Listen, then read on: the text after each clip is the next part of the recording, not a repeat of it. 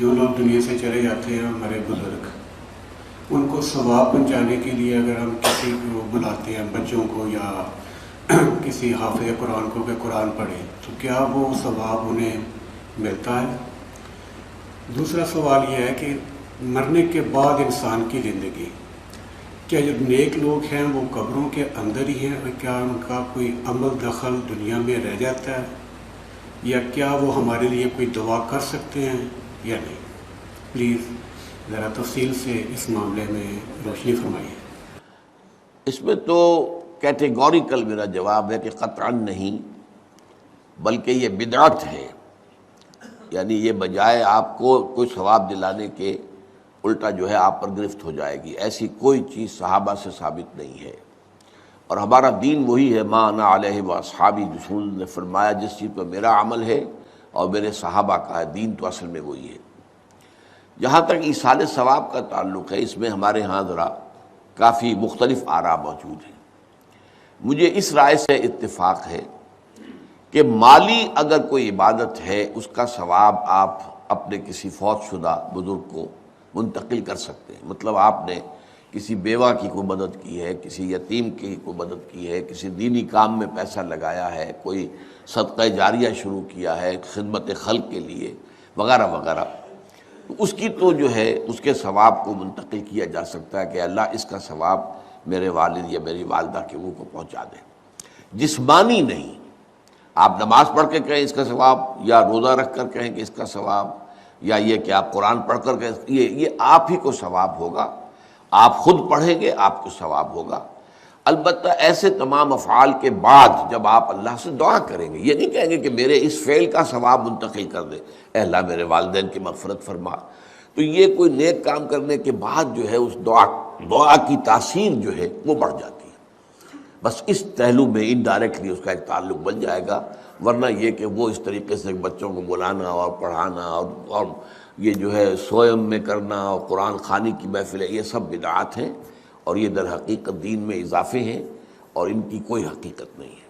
دیکھیے، انسانی زندگی کے یہ 3 دور ہیں: حیات دنیاوی، جو ہماری پیدائش سے شروع ہو کر اور ہماری موت پر ختم ہو جائے، پھر حیات برزخی، موت سے لے کر قیامت کے دن تک، اور پھر حیات اخروی ہے، قیامت میں ریزریکشن کے بعد سے وہ زندگی جو ہے جو جنت یا دوزخ کی ہے۔ اس میں ان دونوں زندگیوں کے بارے میں تفصیل سے کوئی بات کرنا بالکل غلط ہے، اور اس سے فتنے پیدا ہوتے ہیں۔ ظاہر بات ہے کہ قبر، جسم تو قبر میں رہتا ہے، اس میں تو کوئی شک ہی نہیں ہے۔ روح کہاں جاتی ہے؟ کیا وہ بھی قبر ہی میں رہتی ہے یا کہیں اور چلی جاتی ہے؟ قرآن مجید میں سجین اور اعلیٰ علیین کا ذکر موجود ہے، لیکن یہ تمام چیزیں متشابہات میں سے ہیں۔ یہ تمام چیزیں قرآن مجید میں سورہ آل عمران کے شروع میں بیان کیا گیا ہے کہ ہم نے یہ کتاب اتاری ہے، اس میں کچھ آیات محکمات ہیں، کچھ متشابہات ہیں۔ وہ متشابہات کا ایگزیکٹ مفہوم جاننا اس وقت ہمارے لیے ممکن نہیں ہے۔ یہ تو جب اس عالم میں ہم پہنچیں گے تو معلوم ہوگا کہ ہاں یہ بات تھی کہ جو قرآن مجید میں اس طور سے کہی گئی تھی۔ لیکن یہ کہ اس وقت جو ہے جتنا کچھ ہمیں حدیث صحیح میں مل جائے یا قرآن میں مل جائے، اس عالم برزخ میں بھی یہ تو ہوتا ہے کہ جو نیک لوگ ہیں انہیں کچھ نہ کچھ جو ہے اثرات اچھے ان پر پڑتے رہتے ہیں، ان کی ارواح پر کہہ لیجئے، اور کچھ جو برے ہیں ان کے اوپر جو آخری انجام ہونا ہے اس کی کچھ ریفلیکشن ہوتی رہتی ہے، جس کو حدیث میں کہا گیا ہے کہ ہر قبر جو ہے وہ یا تو جنت کے باغیچوں میں سے ایک باغیچہ ہے یا دوزخ کے گڑھوں میں سے ایک گڑھا ہے، یا کہیں کہہ دیا جاتا ہے کہ کھڑکی کھول دی جاتی ہے اس میں، یا جنت کی طرف سے کہ ٹھنڈی ہوائیں آئیں، خوشبوئیں آئیں، اور یا دوزخ کی طرف سے کہ آگ کی لپٹ آئے۔ دوزخ میں داخل ہوں گے قیامت کے بعد ہی، اور جنت میں داخل ہوں گے قیامت کے بعد ہی، لیکن اس کے کچھ آثار پڑنے شروع ہو جاتے ہیں، وہ جس کو انگریزی میں آپ کہتے ہیں coming events cast their shadows before, بعد میں آنے والے واقعات جو ہیں ان کے کچھ سائے جو ہیں پہلے سے آنے شروع ہو جاتے ہیں۔ تو اسی طرح سمجھیے کہ جو کچھ آخرت میں کسی انسان کے ساتھ ہونا ہے اس کا ایک عکس جو ہے وہ عالم برزخ میں شروع ہو جاتا ہے۔ اسی لیے قرآن مجید میں یہ بھی آیا ہے کہ یہ جو آل فرعون تھے یہ صبح و شام جہنم پر پیش کیے جاتے ہیں، اور قیامت کے دن پھر کہہ دیا جائے گا ادخلوا آل فرعون نار، ان کو داخل کر دو آگ کے اندر. تو یہ اس حد تک. باقی یہ ہے کہ تفصیل میں جانا. ہاں ایک رائے ہے، یہ شاہ ولی اللہ دہلوی رحمۃ اللہ علیہ کی ہے، اگر ان کی رائے نہ ہوتی تو میں اسے بیان بھی نہ کرتا، لیکن یہ کہ وہ ایک بہت بڑے محدث اور بہت مفکر اور دین کے فلسفے سے بہت بڑے واقف انسان تھے. انہوں نے کہا کہ جو اولیاء اللہ ہوتے ہیں، اللہ کے نیک بندے، اللہ کے بندے، ان کے انتقال کے بعد ان کی روحوں کو بھی اللہ فرشتوں کے طبقہ اسفل میں شامل کر دیتا ہے. یہ فرشتے ہیں نا، اس وقت بھی موجود ہیں.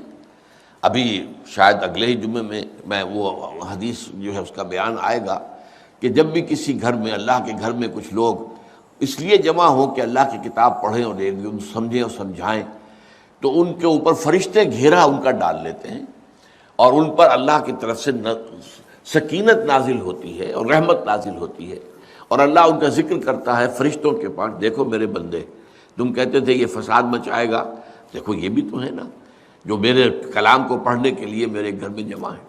تو فرشتے ہیں موجود، ہم میں سے ہر ایک کے ساتھ 2 فرشتے موجود ہیں.